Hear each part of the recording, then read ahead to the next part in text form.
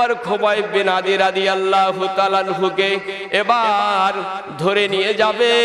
এবার ধরে নিয়ে ওই খোলা ময়দানে নিয়ে শুলমঞ্চ তৈরি করা হয়েছে, ওখানে গিয়ে তাকে শুলে চড়ানো হবে।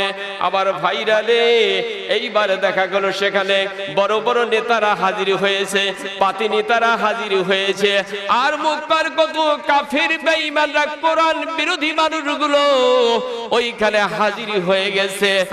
আলহামদুলিল্লাহ, যাবতীয় তারিফ ও প্রশংসা সেই রাজাদের সম্রাটের সম্রাট মহাগরিয়ান আল্লাহ সুবহানাহু তাআলার দরবারে জানাই লাখো কোটি শুকরিয়া, যে মহান আল্লাহ তাবারক তাআলা একটি তাফসীর মাহফিলে বসার জন্য যে আল্লাহ পাক কবুল করেছেন, সেই রবের দরবারে জানাই লাখো কোটি শুকরিয়া।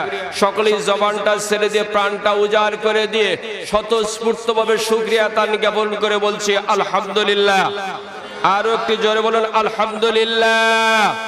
শতকোটি দরুদ ও সালাম বিশ্ব নবী ধানের ছবি দুলালে আবেদা জনাবে মুহাম্মদুর রাসূলুল্লাহ, সকলেই বলেন সাল্লাল্লাহু আলাইহি ওয়াসাল্লাম। সম্মানিত উপস্থিতি, আমি ভূমিকায় আর যাব না, আমি সরাসরি আলোচনার মধ্যে প্রবেশ করতে চাই। সর্বপ্রথম আবার একটি পয়েন্টের উপরে আলোচনা হবে, সেই পয়েন্টটা হলো আল্লাহ তাআলার পক্ষ থেকে দুই ধরনের আপনার বিধান জারি হয়েছে। কয় ধরনের? আরো জোরে বলেন, কয় ধরনের? দুই ধরনের। একটা বিধান হলো আপনার বিশ্বাসগতভাবে, আর একটা বিধান হলো আমার শরীরের সাথে সম্পৃক্ত একটি বিধান। তা আমি আলোচনা করব সেটা হলো এক নাম্বার যে আলোচনাটা, সেটা হলো বিশ্বাসগতভাবে যে ইবাদতটা, সেই ইবাদতের বিষয়টা নিয়েই আমি একটু আলোচনা করতে চাই। আল্লাহ তাআলা আমাকে তৌফিক দান করে সকলেই বলুন আমিন। সম্মানিত উপস্থিতি, সর্বপ্রথম আমাকে 7টি বিষয়ের উপরে বিশ্বাস স্থাপন করতে হবে। কয়টি বলেন তো? কয়টা? আরো জোরে বলেন। 7টি বিষয়ের উপরে যদি আপনি বিশ্বাস স্থাপন করতে না পারেন, তাহলে আপনার নামাজ, রোজা, হজ, যাকাত, দান, খয়রাত যা কিছু করেন না কেন একটাও আপনার কাজে আসবে না। তাহলে আমাকে সেই জিনিসটাই জানা দরকার, যেই জিনিস জানলে আপনার নামাজ কাজে লাগবে, আমার রোজা কাজে লাগবে, আমার হজ কাজে লাগবে, আমার যাকাত কাজে লাগবে, আমার দান খয়রাত কাজে লাগবে, আমার ওয়াজ শোনা কাজে লাগবে, আমার কোরআন তেলাওয়াত শোনা কাজে লাগবে। যেটা করলে কাজে লাগবে সেইটাই আমাকে আগে জানতে হবে। তাহলে কয়টা জিনিসের উপরে আপনাকে বিশ্বাস স্থাপন করতে হবে? হাত উঁচু করে বলেন তো, কয়টা জিনিস? হাত উঁচু করে বলেন, কয়টি জিনিস?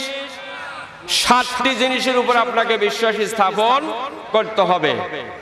আমার ভাইরা, সময় আমার সংখ্যা বেশি, সময় আমি থাকতে পারবো না, শরীরটাও বেশি ভালো না, এই জন্য আমি সংক্ষিপ্তভাবে কয়টি কথা বলে আলোচনা শেষ করব। আল্লাহ রাব্বুল আলামিন 7টি বিষয়ের উপর গোটা পৃথিবীতে যারা ঈমানদার বলে দাবি করো, তোমাদেরকে 7টি বিষয় বিশ্বাস স্থাপন করতে হবে, নইলে তোমরা ঈমানদার হতে পারবে না।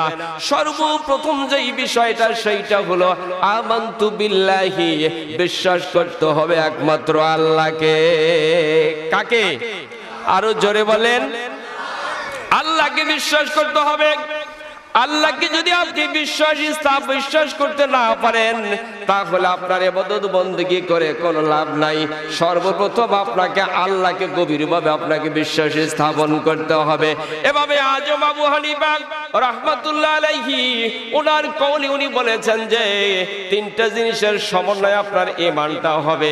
এক নাম্বার হলো ইকরার বিল লিসান, জবান দিয়ে আপনাকে স্বীকার করতে হবে আল্লাহ আছে।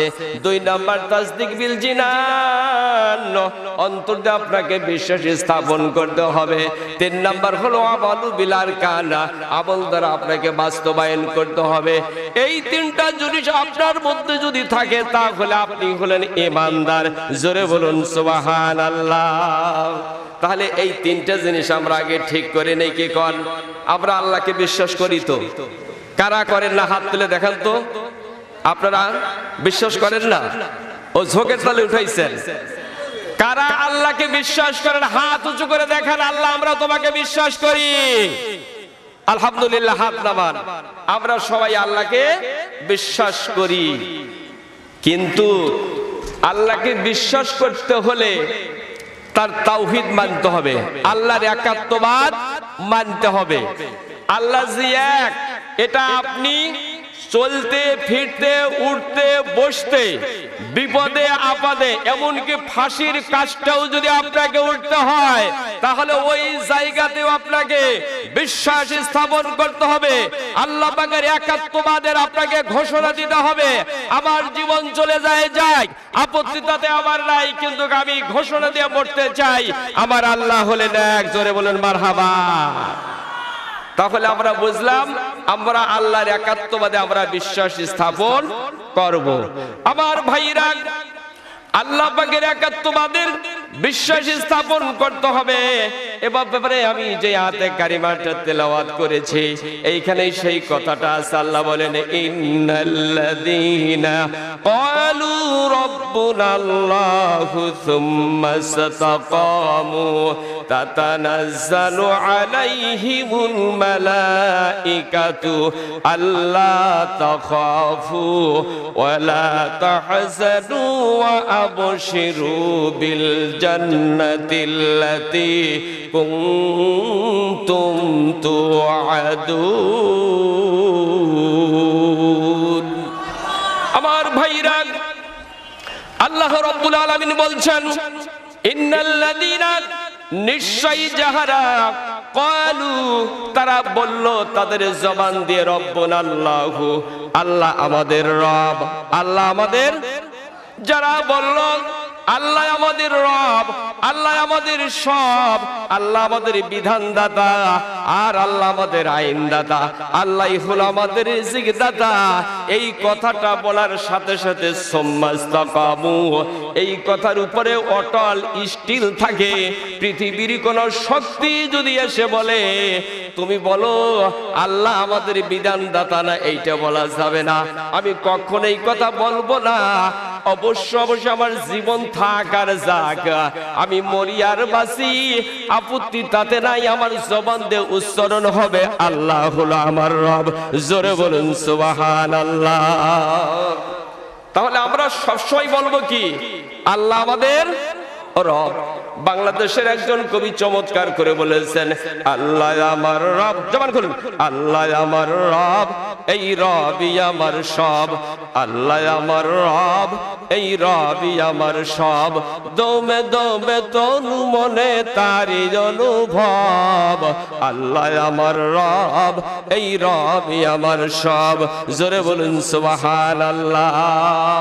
ও বন্ধুরা আমার, সাহাবা আজমাইনের জীবনে আমরা দেখেছি যেই সমস্ত সাহাবায়ে কেরাম আল্লাহর একাত্মবাদকে বিশ্বাস স্থাপন করেছে, আল্লাহকে তাদের কলিজার মধ্যে জায়গা করে দিয়েছে, ওই মানুষগুলোর উপরে আপনার অত্যাচারের স্টিম রুলার চালানো হয়েছে, এমনকি তাদেরকে তাদের দেশ ত্যাগ করতে বাধ্য করা হয়েছে, এমনকি তাদের গায়ের গোশতগুলো আপনার কেটে কেটে কেটে কেটে লবণ দিয়ে তাদেরকে অত্যাচার করা হয়েছে, কখনো ফাঁসির কাস্টে ঝুলানো হয়েছে, কখনো সুলমঞ্চে তাদেরকে ঝুলানো হয়েছে, তবু তারা আল্লাহ যে এক এই কথা থেকে তারা কখনো দূরে সরে যায় নাই। জোরে বলুন সুবহানাল্লাহ। আমরা কি দূরে সরে যাব? যদি এই মুহূর্তে কেউ এসে বলে বল বেটারা আল্লাহ তিনজন মিলে এক আল্লাহ, যদি না বলিস তাহলে এখনই ব্রাশ ফায়ার করে দেব, আমরা কি বলবো? ব্রাশ ফায়ার করো, মারো, যাই করো, আমরা কখনো এটা থেকে দূরে সরে যাব না। এটাই তো এই শিক্ষাই এখান থেকে আমরা অর্জন করেছি। আমার ভাইরা, আল্লাহ আমার রব, এই রবই আমার সব, এই কথার উপরে আমল করেছিলেন হযরতে খুবাইব বিন আদি রাদিয়াল্লাহু তাআলা আনহু। নবীজির একজন সাহাবী হযরতে খুবাইব বিন আদি রাদিয়াল্লাহু তাআলা আনহু, খুবাইবকে যখন ধরে নিয়ে আসলো মক্কার কাফেরেরা, ধরে নিয়ে এসে বলল খুবাইব তুমি বলো যদি আমাদের লাত মানুত উজ্জা হুবলের কাছে যদি তোমরা মাথা নত করো, তাহলে আমরা তোমাকে ছেড়ে দিব, তোমাকে আমরা কিছুই বলবো না, তোমাকে অক্ষত আমরা বাড়িতে পাঠিয়ে দেব, তুমি তোমার বিবি ছেলে মেয়ে নিয়ে তুমি সেখানে সংসার জীবন পরিচালনা করতে পারবে। আর যদি তুমি এই কথা না মানো, আল্লাহর একাত্মবাদে যদি তুমি বিশ্বাস স্থাপন করো এবং এইটার উপরে যদি অটল থাকো, তাহলে এই মুহূর্তেই তোমাকে আমরা একটা এলান দিয়ে দেবো, একটা ঘোষণা দিয়ে দেব, একটা ঢোল পিটাইয়া দেব, গোটা আরবের মানুষেরা একত্রিত হয়ে যাবে, তোমাকে ওই খোলা মাঠের মধ্যে তোমাকে ওখানে শুলমঞ্চ তৈরি করে ওই শুলমঞ্চে দাঁড় করে তোমাকে হত্যা করা হবে। ও খুবাইব বিন আদি, তুমি কোনটা বেছে নিবে? নাও, হয় জীবন বাঁচাও আর না হয় শুলমঞ্চে যাও। হযরতে খুবাইব বিন আদি রাদিয়াল্লাহু তাআলা আনহু ওই সময় বলেছিল, ও মক্কার লোকেরা শুনে নাও, শুনে নাও, আমার যতক্ষণ পর্যন্ত আমার এই দেহের মধ্যে প্রাণ আছে, যতক্ষণ পর্যন্ত আমার এই দেহের মধ্যে রক্ত চলাচল করবে, ততক্ষণ পর্যন্ত আমি কখনো এবান থেকে এক বিন্দু সরে যেতে রাজি নাই। জোরে বলুন সুবহানাল্লাহ। ইমান থেকে কখনো আমি দূরে সরে যেতে পারবো না। ও বন্ধুরা, আমরা কি দূরে সরে যাব? আমাদেরকে মারুক, কাটুক, আমাদেরকে ব্রাশ ফায়ার করুক, আমাদেরকে শুলে দিকে আপত্তি তাদের নাই, কখনো আমরা ইমান থেকে 1 ইঞ্চি আমরা দূরে সরে যেতে পারবো না। জোরে বলুন ঠিক কিনা? তাহলে ইমানই হলো একজন মুমিনের সবচাইতে বড় মূলধন। আমার ভাইরা, একটুকুনি খেয়াল করুন। এবার খুবাইব বিন আদি রাদিয়াল্লাহু তাআলা আনহুকে এবার ধরে নিয়ে যাবে। এবার ধরে নিয়ে ওই খোলা ময়দানে নিয়ে শুলমঞ্চ তৈরি করা হয়েছে, ওখানে গিয়ে তাকে শুলে চড়ানো হবে। আমার ভাইরা রে, এইবার দেখা গেল সেখানে বড় বড় নেতারা হাজির হয়েছে, পাতি নেতারা হাজির হয়েছে, আর মক্কার কত কাফির বেঈমানরা, কোরআন বিরোধী মানুষগুলো ওইখানে হাজির হয়ে গেছে খুবাইব বিন আদিকে একটুকুনি দেখার জন্য, খুবাইব বিন আদিকে একটুকুনি মার দেওয়ার জন্য, খুবাইব বিন আদির প্রতি একটু ভর্ৎসনা করার জন্য, খুবাইব বিন আদিকে একটুকুনি লানত করার জন্য তারা ওখানে হাজির হয়েছে। হাজার হাজার জনতা হাজির হয়ে গেছে খুবাইব বিন আদিকে এইবার টেনে টেনে টেনে টেনে এইবার ওই শুলমঞ্চের কাছে নিয়ে যাওয়া হলো। খুবাইব বিন আদিকে বলা হলো, ও খুবাইব বিন আদি শোনো, দেখতেছো তো এখনই তোমাকে হত্যা করা হবে, তবে তার আগে একটা প্রস্তাব তোমাকে দেই, শোনো। সেই প্রস্তাবটা হলো, তুমি এই পথ থেকে ফিরে আসো, আমাদের দলে চলে আসো, আমরা লাত মানুত উজ্জা হুবল লাইলা সোয়ার পূজা করে চলি, আমাদের এই পথে চলে আসো, কোরআনের পথ থেকে দূরে সরে আসো, ইমানের পথ থেকে আমাদের এই পথে চলে আসো, তাহলে তোমরা আমাকে ছেড়ে দেব, তোমরা আমাকে ছেড়ে দেব। ও বন্ধুরা, আবার একটুকুনি খেয়াল করুন, খুবাইব বিন আদি রাদিয়াল্লাহু তাআলা আনহু ওই সময় বলেছিলেন, তোমরা যদি আমাকে টুকরা টুকরা করে আমার গোশতগুলো কেটে কেটে গোটা আরব ভূমিতে যদি ছিটাইয়ে দাও, আমার রক্ত যদি নদী বয়ে দাও, তাতেও আমার কোন, আমি কখনো কোরআনের পথ থেকে, আমি কখনো মুহাম্মদ সাল্লাল্লাহু আলাইহি ওয়াসাল্লামের পথ থেকে, আমি কখনো কোরআনের পথ থেকে এক বিন্দু আমি সরে আসতে রাজি নই। চিৎকার দিয়ে বলুন মারহাবা। আমি সরে আসতে পারবো না, কোরআনের পথ আমি ছাড়তে পারবো না, আল্লাহর নবীকে আমি ছাড়তে পারবো না, ইমানের পথ আমি ছাড়তে পারবো না, আমি মরে যাই আপত্তি তাতে নাই, আমি এই পথেই থাকবো। জোরে বলুন সুবহানাল্লাহ। আমার বন্ধুরা, হযরতে খুবাইব বিন আদি রাদিয়াল্লাহু তাআলা আনহুকে অনেক বুঝ দেওয়া হলো, বুঝ দেওয়ার পরেও যখন তিনি ওই পথ থেকে দূরে সরে আসলেন না, এবার খুবাইব বিন আদিকে ডাক দিয়ে বলতেছেন মক্কার নেতারা, এ খুবাইব বিন আদি শোনো শোনো, এখনই তোমাকে শুলে চড়াইয়া মারবো আমরা, কিন্তু একটুখানি তোমাকে সময় দেব, তোমার জীবনের কোনো আশা আছে কিনা, তোমার শেষ বাসনা কিছু আছে কিনা? খুবাইব বিন আদি রাদিয়াল্লাহু তাআলা আনহু বলেন, ও মক্কার নেতারা, ও মক্কার মানুষেরা শোনো, এখানে আমার অনেকেই আত্মীয় স্বজন আছো, কত আমার দেশের মানুষ আছো, আমার বংশের মানুষেরা এখানে আছো। আমার কোনো আপত্তি নেই, জীবনের শেষ আশা বলতে আমার কিছু নাই, কিন্তু আমি মহান আল্লাহ রাব্বুল আলামিনের কুদরতি পায়ে আর কাউরাকাতাইনে আমি 2 রাকাত নামাজ আদায় করে আমার প্রভুর কুদরতি পায়ে আমি শেষ জীবনে 2টি সেজদা দিতে চাই। জোরে বলুন সুবহানাল্লাহ। মরণের শেষ মুহূর্তেও সে বলে আমি আল্লাহর কুদরতি পায়ে আমি একটু সেজদা দিতে চাই। হযরতে খুবাইব বিন আদি রাদিয়াল্লাহু তাআলা আনহু এবার সুলমঞ্চ তৈরি করা হয়েছে। ওখানে যাওয়ার পর তার শেষ বাসনা কি? নেতারা বলল তোমার শেষ বাসনাটা কি কোনো ফল খাবে, কোনো খাবার খাবে? না না, আমি ফল খেতে চাই না, আমি কোনো খাবার খেতে চাই না, আমি চাই আমার প্রভুর সঙ্গে একটুখানি আমি কথা বলতে চাই, এই জন্য 2 রাকাত নামাজ আমি আদায় করতে চাই। জোরে বলুন সুবহানাল্লাহ। মরণের আগেও যারা আল্লাহকে ভোলে না, কোরআনকে যারা ভোলে না, নবীর প্রেম যারা ভোলে না, এই লোকগুলোকে আল্লাহ কখনো জাহান্নামে দিবে নাকি? কখনো জাহান্নামে দিবে না। আল্লাহ এদের জন্য জান্নাত বাজেট করে রেখে দিয়েছে। জোরে বলুন সুবহানাল্লাহ। আমার ভাইরা, আমার বন্ধুরা, এবার খুবাইব বিন আদি রাদিয়াল্লাহু তাআলা আনহু নামাজে দাঁড়িয়ে গেলেন। কোথায় দাঁড়ালেন? কোথায় দাঁড়ালেন? আরো জোরে বলেন। সাউন্ডটা একটু জোরে দিতে হবে, মর্দ মুজাহিদের মতন সাউন্ড দিবেন। কে এখানে এই কথা বললে কি আপনাকে কেউ গুলি করবে নাকি? এত ভয় কিসের? জোরে বলেন। উনি কোথায় দাঁড়াচ্ছেন? নামাজের মধ্যে দাঁড়িয়ে গেলেন।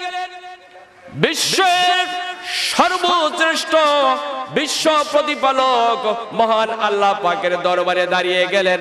দাঁড়াইয়া ওখানে গিয়ে এইবার সূরাতুল ফাতিহা পড়ে আলহামদুলিল্লাহি রাব্বিল আলামিন। এবার আরেকটা সূরা পড়লেন, সূরা পড়ে রুকুতে চলে গেলেন। ওই রুকুর ভিতরে গিয়া তিনি মনোযোগের সাথে, মহব্বতের সাথে মহান রবকে ভালোবেসে বলতেছেন সুবহানা রাব্বিয়াল আযীম। জোরে বলেন সুবহানা রাব্বিয়াল আযীম। সুবহানা, আমি পুত পবিত্র বর্ণনা করছি। রাব্বিয়াল আযীম, আমার রব হলো মহান। যেই রব হলো মহান, আমি সেই রবের আমি পবিত্রতা ঘোষণা করছি। জোরে বলুন সুবহানাল্লাহ। এরপরে রুকু থেকে দাঁড়িয়ে বললেন রব্বানা লাকাল হামদ। রব্বানা লাকাল হামদ, সমস্ত প্রশংসা তো আমার প্রতিপালক আল্লাহর জন্য। জোরে বলুন মারহাবা। এবার রুকুতে থেকে এইবার দাঁড়িয়ে এবার সিজদায় লুটিয়ে পড়লেন। বিশ্ব প্রভু মহান আল্লাহ রাব্বুল আলামিনের কুদরতি পায়ে এইবার 8টা অঙ্গ প্রত্যঙ্গ দিয়ে, কপাল দিয়ে, না হাত দিয়ে, এইবার নাক দিয়ে বিশ্ব প্রভুর দরবারে এইবার লুটায়া পড়লেন। সিজদাতে গিয়া বলতিছে সুবহানা রাব্বিয়াল আলা, সুবহানা রাব্বিয়াল আলা, আল্লাহর প্রশংসা করলেন। এরপরে তিনি উঠে বসলেন। এই সময় 5টা দোয়া তিনি করেছিলেন। ও প্রভু, ও বিশ্ব জগতের পালন কর্তা, আমি তোমার কাছে একটা মিনতি জানাই। 2 সিজদার মাঝখানে আমি বলতেছি আল্লাহুম্মা গফিরলি, ওগো আল্লাহ সর্বপ্রথম আমাকে তুমি মাফ করে দাও, আমাকে তুমি মাফ করে দাও। আমাদের গুনাহ আছে না নাই? আরো জোরে বলেন, আমাদের গুনাহ আছে না নাই? আমাদের গুনাহ আছে। আমাদেরকেও বলতে হবে এই দোয়াটা, আল্লাহুম্মা গফিরলি, ওহে আল্লাহ তুমি আমাকে মাফ করে দাও। ওরহামনি, ওগো আল্লাহ তুমি আমার প্রতি একটু দয়া করো, তুমি আমার প্রতি একটু রহম করো। কারণ ওই যে সুলমঞ্চ দাঁড় করায় রাখা হয়েছে, সুলমঞ্চ দাঁড় করায় রাখা হয়েছে, একটু পরেই আমাকে সুলমঞ্চে চড়াইয়া আমাকে হত্যা করা হবে। আসমানের মালিক, তুমি যদি আমাকে তৌফিক না দাও, তুমি যদি আমাকে শক্তি না দাও, তাহলে আমি ইমানি পরীক্ষাতে আমি টিকতে পারবো না। এই জন্য তিনি বললেন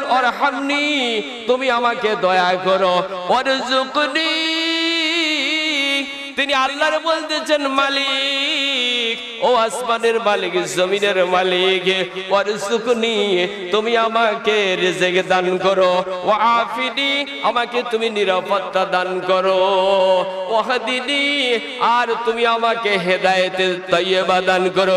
জোরে বলুন মারহাবা। আসমানের মালিক পাঁচটা দোয়া তিনি করেছেন, আমাকে ক্ষমা করুন, আমাকে রহম করুন, আমাকে হেদায়েত দান করুন, আমাকে নিরাপত্তা দান করুন, আর আমাকে আপনি রিজিক দেন। এই পাঁচটা দোয়া প্রত্যেকটি মুমিনের দুই সিজদার মাঝখানে পড়তেই হবে, কারণ দুই সিজদার মাঝখানে যখন আপনি দোয়া করবেন ওই দোয়াটা আল্লাহর দরবারে কবুল হয়ে যাবে। জোরে বলুন সুবহানাল্লাহ। রাদিয়াল্লাহু তাআলা আনহুকে শুল মঞ্চে দাঁড় করানো হলো। মক্কার মানুষদের রাগ অত্যন্ত রাগ তার উপরে, রুষে রুষে মারতে জানে, তারা কয় থামো, মারবে একটু দেরি করো। শুল মঞ্চে যখন দাঁড় করে দেওয়া হলো, দাঁড় করার সঙ্গে সঙ্গে এবার পাতিনি তারা করলো কি, হযরতে খুবাইব রাদিয়াল্লাহু তাআলা আনহুর ডান হাতখানা কোপ দিয়ে কেটে ফেলে দিল। ডান হাত কোপ দিয়ে কেটে ফেলে দিল। ফিঙ্কি দিয়ে রক্ত বের হচ্ছে, ঝরঝর করে বৃষ্টির ফোঁটার মতন আপনার রক্ত বের হচ্ছে। খুবাইব রাদিয়াল্লাহু তাআলা আনহু মনে মনে আল্লাহকে ডাকছেন, উহু আহা কিচ্ছু নাই, শুধু আল্লাহকে স্মরণ করতেছেন। মার তোরা, আমি তো আমার রবের কাছেই চলে যাচ্ছি। জোরে বলুন সুবহানাল্লাহ। এবার খুবাইবকে ডাক দিয়ে বলল, খুবাইব এখনো বোঝো, এক হাত কেটে দিয়েছি, এখনো তুমি চলে ফিরে খেতে পারবে, তুমি উপার্জন করে সংসার পরিচালনা করতে পারবে, এখনো তোমার বোঝার সময় আছে। বলো আমি মুহাম্মাদের সাথে নাই, কোরআনের সাথে নাই, তুমি আমাদের সাথে আসো, এই মুহূর্তেই তোমাকে শুল মঞ্চ থেকে আমরা সরায়ে নেব, তোমাকে মুক্ত করে দেব। হযরতে খুবাইব রাদিয়াল্লাহু তাআলা আনহু এবার বলতেছেন, তোমরা যত কথাই আমাকে বলো না কেন, আমাকে যতভাবেই মুক্তি করে দিতে চাও না কেন, আপত্তি তাতে আমার নাই, আমি কোনো আপত্তি এতে করি না। আমি আমার ঈমান আছে যতক্ষণ, ততক্ষণ পর্যন্ত আমি আমার কথার উপরে অটল আছি। ঈমান আছে যতক্ষণ আমার নবীর সাথে আছে, আমি ততক্ষণ। ঈমান আমার দেহের মধ্যে যতক্ষণ পর্যন্ত আমার আছে, আমার দেহের মধ্যে যতক্ষণ পর্যন্ত রক্ত চালিত আছে, ততক্ষণ পর্যন্ত আমি কোরআনের পথে আছি। জোরে বলুন সুবহানাল্লাহ। কোন ক্রমেই যখন খুবাইব কথা যখন রক্ষা করলো না, শুনলো না, এইবার বাম হাতটা কোপ দিয়ে কাটা হলো। বাম হাতটা কোপ দিয়ে কাটার পর আবার খুবাইবকে বলতেছে, খুবাইব রে, খুবাইব দেখ, বুঝে দেখ, দুইখানা হাত তোর চলে গেল দেখতে দেখতে, তুই এখনো বাঁচার তোর সময় আছে, আর আমাদের সাথে আয়। অন্তত হাত দুইখান চলে গেছে, মুখ আছে, তোর পা আছে, এখনো তুই চলে ফিরে খেতে পারবি, আমরা তোকে সাহায্য সহযোগিতা করব, তোর কোনো টেনশন নাই, আমাদের লাত মানে তুই জহবলের এই নিখানে তুই চলে আয়।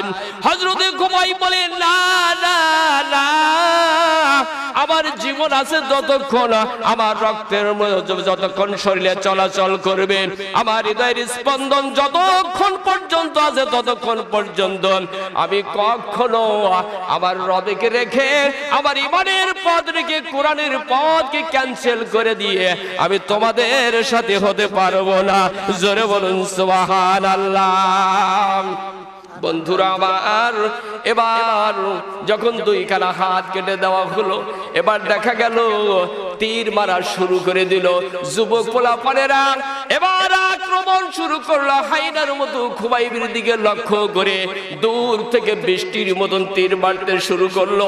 কেউ বা যুবক ছেলেরা দৌড়ে গিয়ে খুবাইবের মুখের উপরে আঘাত করে, কেউ বা দৌড়ে গিয়ে খুবাইবের মাথার উপরে ঘুষি মেরে দেয়, কেউ বা পিছন দিক থেকে দৌড়ে গিয়ে খুবাইবের মাজার উপরে লাথি মেরে দেয়। এই রকম ভাবে তাকে হায়নার মতন তারা আক্রমণ করতে থাকলো। এমনি মুহূর্তে খুবাইবকে বললো একটু পরীক্ষা করার জন্য, খুবাইব তুমি একটু বলো দেখি, তোমাকে আমরা এই মুহূর্তে আমরা ছেড়ে দিব, এই জায়গাতে মুহাম্মদ সাল্লাল্লাহু আলাইহি ওয়াসাল্লামকে নিয়ে আসবো, এতে তুমি রাজি আছো নাকি? হযরতে খুবাইব তার শেষ বেলায় পরন্ত বেলায় এসে এই তো একটু পরেই তার রূহটা আল্লাহর কাছে চলে যাবে। হযরত খুবাইব বলেন, এ মক্কার কাফিরেরা শোন শোন, আমার কথা তোরা শোন। আমি খুবাইব দুনিয়া থেকে চলে যাব, আমি খুবাইব আমি আমার রবের দরবারে আমি চলে যাব এখনই। আর এই জায়গায় আবার নবীকে নিয়ে এসে তোরা মারবি, শুল মঞ্চে চড়াবি, আর আমাকে তোরা ছেড়ে দিবি। এই আশা তোরা করিস না, করিস না, এই আশা তোরা ছেড়ে দে।